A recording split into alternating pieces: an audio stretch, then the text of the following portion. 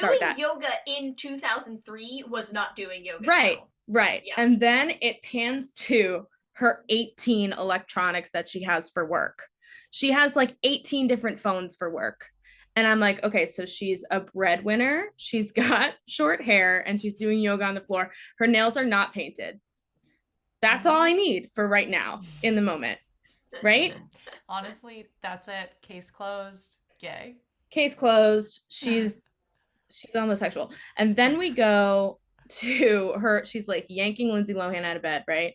And then she's like, Lindsay Lohan's like, oh, okay, fine, I'm ready, mom, whatever. And we think, I mean, listen, I get where like the queerness comes from in Lindsay Lohan's character, but I think it's done on purpose because the first shot we see of Lindsay Lohan, she's in a choker that has a freaking guitar pick on it with a baseball shirt and heavy eyeliner. So immediately I'm like floored. I'm like, okay, great. Like mother, like daughter. We love to hear it. Yep. And then, and then it goes into the whole bickering thing. And I'm like, okay, I get it. They're mom and daughter that don't get along. Hear me out. I think in this movie, Tess, Jamie Lee Curtis's character, is truly a closeted lesbian, or perhaps she realizes that she's a lesbian after her first husband passes. Like, whatever. Another first shot that you see is her and her fiance Ryan next to each other, and they're wearing the same fucking thing. Like they're wearing, like I'm like suits on suits. Oh, life imitates art. It's just uncanny. Listen, she loves a power suit. Okay. She loves mental health. Yeah. She loves a power suit. She loves yoga. She loves halibut. That's what we know. And I think she's a woman who loves fish. Yeah, who enjoys fish. I wasn't alluding to Does it. she look like a woman who enjoys fish, is what you're saying? Yes. Right. Yes. Listen. Okay, great. So anyone who hasn't listened to the Flame yet is going to be real confused right now. They're like, but it doesn't matter. It's a good joke regardless. It's a good joke. Great joke. A+ work, Caitlin. We love it. I'm also gonna reference the fact that immediately there's this conflict between her and her daughter, and she has this alliance to her son. And I'm like, I feel as though she might be jealous of her daughter because she's clearly she lives in this life, and who knows, for me, when I rewatched it, I was like, maybe Lindsay Lohan's character is a bisexual. Maybe she is just queer. I don't see her being fully lesbian because clearly she's going for Jake Ryan, but also Jake Ryan is a lesbian. Yes. So who knows? Yeah, it's a very that's a very confusing road to go down. I just feel as though aughts movies love to toe that line. Okay. Right. And I don't think that Tess was able to be herself at a young age. So she's jealous of her daughter. Has this alliance towards her son.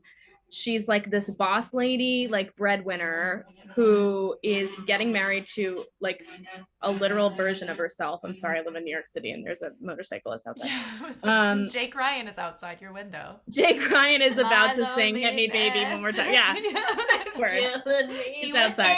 Yeah. Literally. If Jamie Lee Curtis is with him, I'm out there. But then we also see Lindsay Lohan in school, and she's this rebel, but she's also she gets an F on her paper because she's complaining about dictatorship and basically hyper masculinity exactly. She's a radical. So I'm like, okay, so what am I supposed to believe here? Then we get to the scene where Jamie Lee Curtis is in the supermarket and she's on the phone with one of her clients, and she says, I wrote it down. She said to the random woman working behind the deli counter says, "You are a smart, beautiful, independent woman, and you do not need a man to complete you."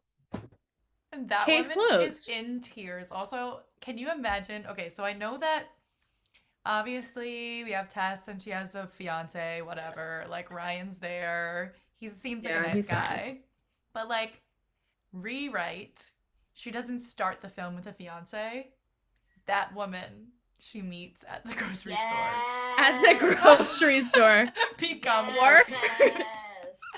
I'm throwing this wrench in here. She either meets that woman or she meets the detention monitor. Yes. Oh my god. The detention monitor. The very heavy lesbian detention like monitor, has like a wife and kids at home.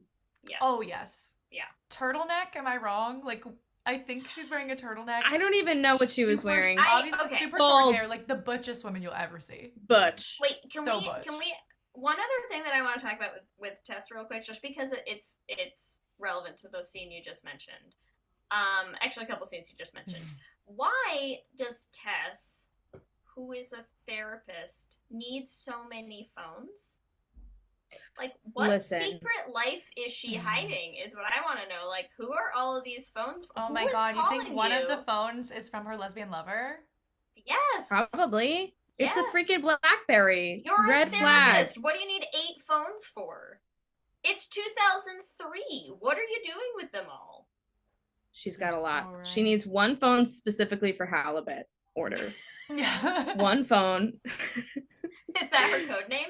Wow, I like it. Oh my gosh. Halibut is her girlfriend's last name. I will pay extra for halibut. What? Puts a whole nother meaning to halibut. Ew.